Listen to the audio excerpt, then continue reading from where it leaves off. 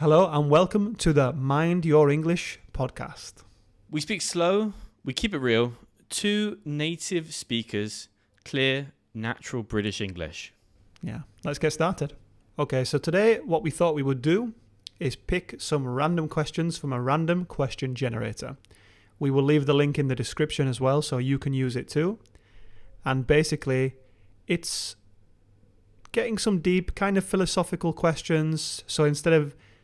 So you can use it if you like when you want to practice your English. Instead of thinking about boring topics like the weather, how are you, or anything like that, or journaling about your day, you can do something a little bit deeper. Yeah, definitely. Spice it up. A little bit, yeah. So me and Chris are going to get, well, we forgot to say who we are. Oh, yeah. By the way, my name's Chris. I'm from Oxford in the UK, and I've been teaching English for about 11 years now. My name's James. I'm from Leeds, which is in the north of England, and I've been teaching since 2017. So, I'll go first. I got Corker of a question. I've got a corker of a question, a great question for you. What do you worry about the most? What do I worry about the most? What gets you worried? Again, these are quite deep questions, aren't they? Yeah. We're going to have to edit out a lot of silence, I think. Nothing wrong with that, though.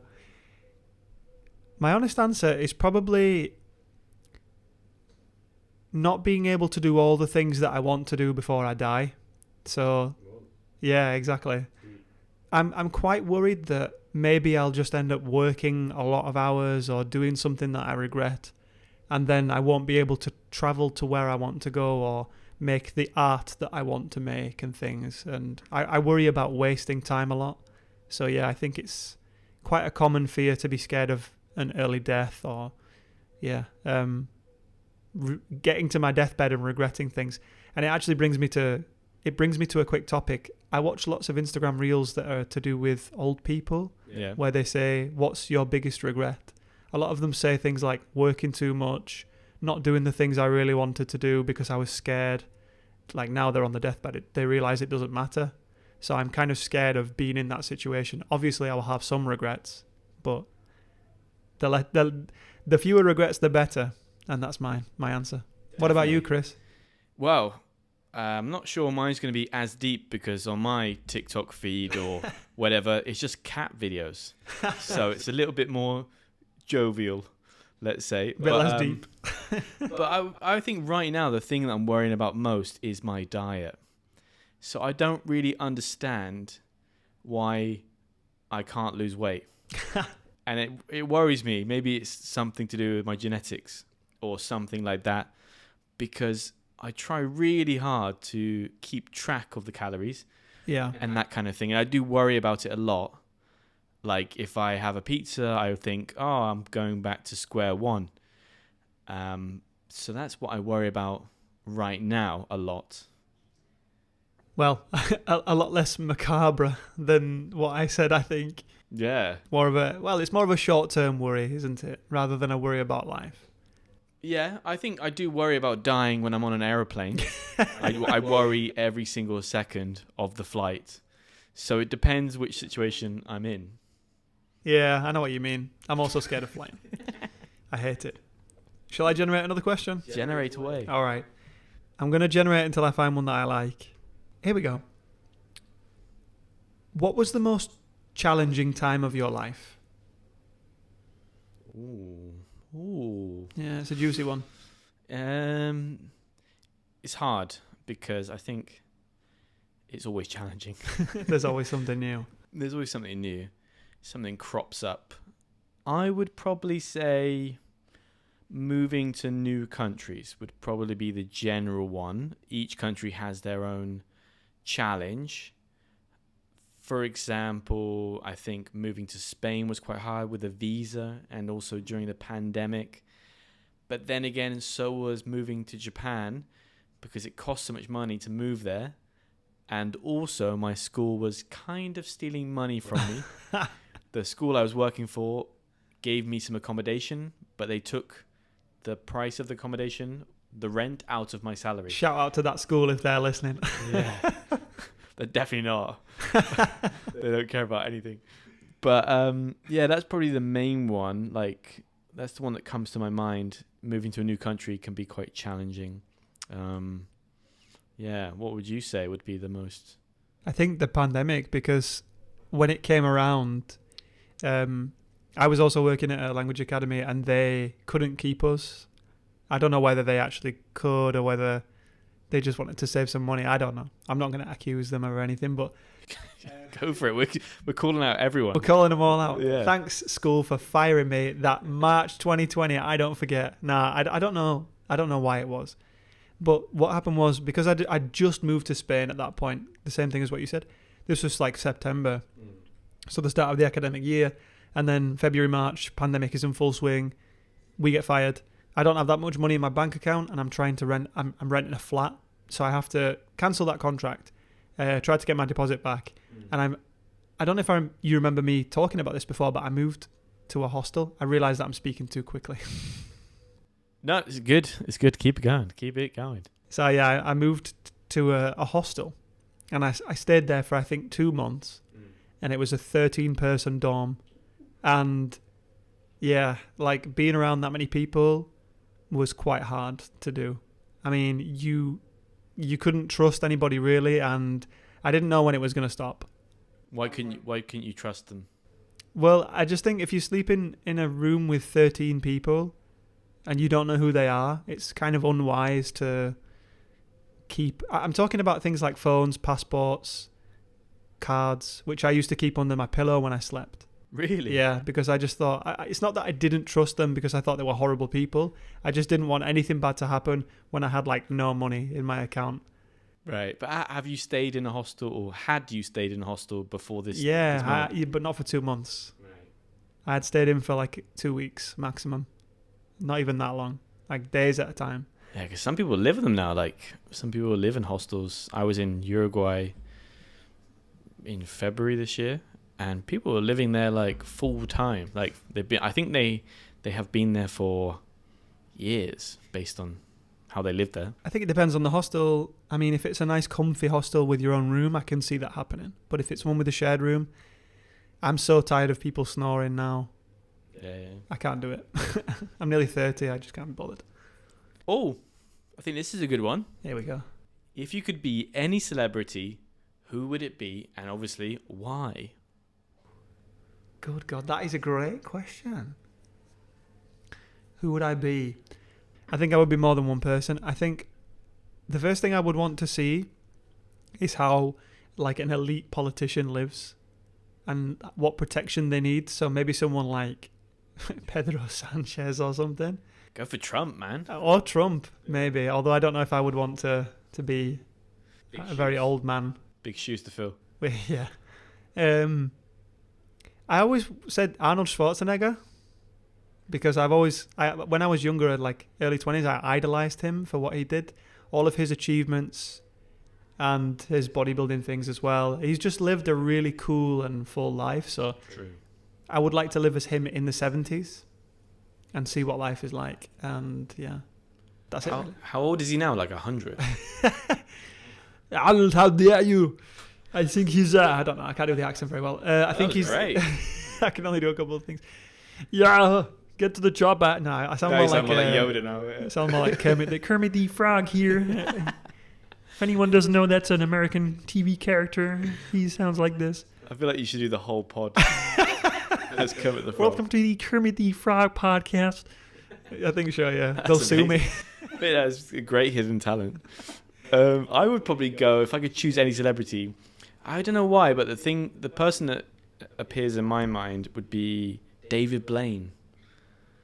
The magician. Yeah. Well, he did kind of stunts as well, didn't he? Yeah. So that one comes to mind just because I feel like his life is fairly interesting, but then it could all be smoke and mirrors and all fake. Well, it obviously probably is fake, but some of the endurance stuff he does is quite interesting, like sitting in an ice block for 1 month or something. So it'd be quite, I think if you ever had a first date again, you could be like, well, I've sat in a block of ice for 1 month. What have you done? You've always got a story. Qualify yourself. Yeah. So it'd either be him or some rock star as well. They kind of get up to some crazy I stuff. think, don't they? yeah. Mick Jagger, he's seen some stuff. I think, yeah, it's interesting. You would be them knowing that they'd stay alive despite all the drug use because you know they're not going to die. Like, I wouldn't want to be, what's that guy from Alice in Chains? Lane something. Or Kurt Cobain. Right, the 27. Is it 27 Club? I think so, yeah.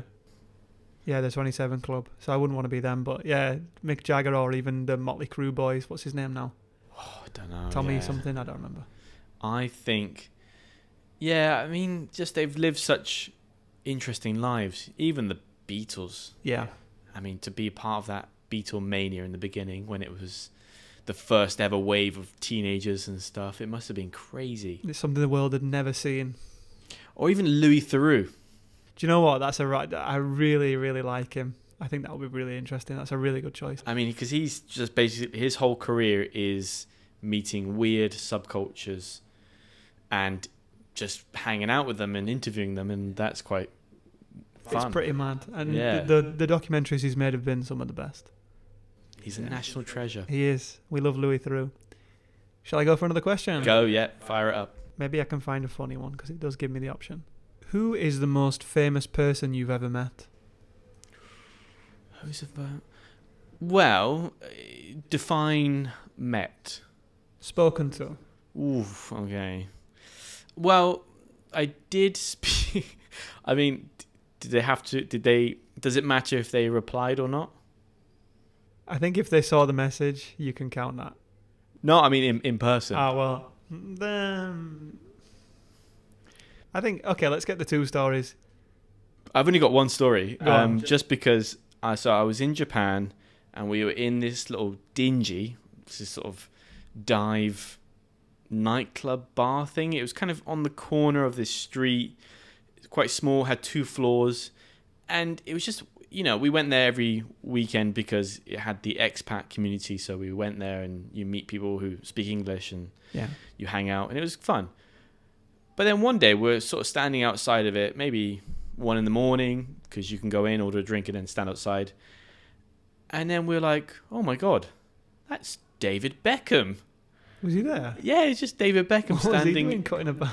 That's why we couldn't get our head around the fact that he was in this crappy bar Yeah. or club or whatever you want to call it, and we're like, it can't be him. So we're debating it for ages, and he was sort of on his own or with this other person. Yeah. So after some time, we're like, well, we'll approach him. So eventually, we sort of plucked up the courage and started to walk over towards him, and then out of nowhere, it was so synchronized and weird. There was like people that came out of the shadows that kind of blocked our way, and then he kind of turned and just sort of walked calmly but quickly to a car that appeared at the end of the road. He got in this minivan and then just disappeared. And then the other people kind of walked off and went down into other streets and I suppose got into cars. Surely they were his bodyguards. Yeah, but it was so synchronized. It's like if anyone ever tries to approach you, this is what we're going to do. And it looked like they've trained it, you know, they've gone over it. So we did say like, hey, David, and then he just sort of turned and went. That was I bet he did. That's his signal to get out of there. Yeah, I mean, but the thing is, no one really knew who he was for a while because it was only like Americans and Australians and then like us. There was like a group of 5 Brits. So we were the only ones kind of knew him really. And then so he was kind of like, he was okay for a while and then... I bet that's what he was... I bet that's why he was there. Like, I bet these celebrities like to go places where they're not going to get recognised. And then when someone like you, pain in the ass, comes on... So I don't know, can I claim that one as I met him? I think so, yeah. It's a good story. So that's what it's all about. Who's the most famous person you've met? Do you know, I don't think I've met many famous people. I don't think I've ever seen anyone famous. Like, I've never spoken to anyone that's been... I think Mark Webber, the Formula 1 driver, when I was a kid, because I used to love Formula 1. I used to watch it with my dad all the time. And we went to a Formula 1 thing, and he was there, and he signed a piece of paper that I had. I think he said something, but obviously I was too young, so I don't remember. Probably said, you're going to make a really cool podcast in the future, and everyone's You're going going to to listen be the to it. best English teacher ever, James. That's what he said. Are there not any sort of B-side or B-list celebrities that you've met? I don't know, like sort of people that are kind of famous in England, but they're famous for nothing. I don't know. The only one that I can think of, and this is going to be funny, there was a girl from my school. I don't know if I should mention her name, actually, because it's kind of cruel why she was famous. She wasn't famous, but well, I won't mention her name, but basically she went to my school and she posted some videos on YouTube and they got like a few million views. But it was for something negative. Like, the reason why they got so many views was because people were bullying her. But she went to our school and people were very surprised. Like, I remember meeting other people from England, from different parts of the country, and said, like, did you know that? So they might have mentioned her, and I said, like, do you know that she goes to my school? And they're like, what? No way. Well, why did you bully her? I didn't bully her. I thought you bullied her. No, I didn't bully her. Everybody in her comments bullied her. Like, the reason why she had so many views was because people were watching it to laugh at her, basically. Right. She was really fat. She was really overweight. Okay. And so, like, back then, people were just laughing at her. And, she, Not cool, guys. Yeah, not cool. Don't bully people online. Not cool. Oh, this one's interesting. What's your favourite hangout spot, James? Hangout spot. All right, let's say hangout spot with friends, right? So with people, not just on my own. Okay. Well, here in Barcelona where we live, it's actually the place that we last saw each other, where we last met up, which was, do you remember? Garage? Yeah, of course. He knew I was gonna say garage. It's a really cool bar with like homemade beers, stouts. I really like stouts, which are like black beers. Imperial stout specifically, which I like really strong. And they've got nice IPAs. It's just really cool. It's like a cozy place. I love going in winter. It's like the closest thing that I've seen to an English pub that's not an Irish bar. Yeah, I don't think it's very good for summer vibes. Too hot. It's very indoors. Yeah. I like that though. Like, it's not always hot here. So in summer you're out on the terraces, taking in the sun. But in the winter, autumn and some of the spring, at night especially, it's still cold. So it's nice. That's my favourite. What about you? What about me? Hanging out. Chilling out with the folks. Chilling out with the guys. I would probably say... No, this comes to my mind. Favorite hangout spot. Is that my favorite hangout spot? I'll say Lucky Schmucks.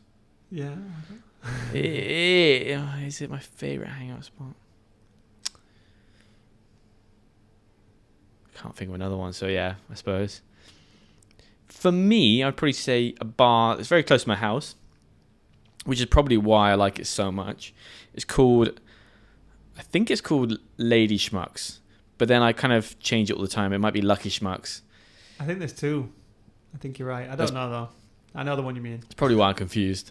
Yeah, I quite like it. It's quite a quirky place. The thing I like about it most is that the bar is like a floating island. Like you have them in kitchens where you have the island in the middle. Yeah. So I quite like the fact there's no defined bar area. I'm not sure how much the barmaid or the barman like it because they don't really have any protection from the drunk people. But I really like it. I think it creates a nice atmosphere. I think it's nice in there too. I like it I like the lighting they've got in there especially. No stouts for you though? No, there's no stouts. No stouts. No proper man's beer. No, just a regular... bottles of beer in a fridge. Rubbish Although beer. they do have a nice cherry Belgian beer. Creek. Lindeman's Creek. Okay. I did get into a bit of cherry beer when I was in Belgium. It is quite nice. I love it. It's my favourite. Any kind of lambic beer with fruits in it.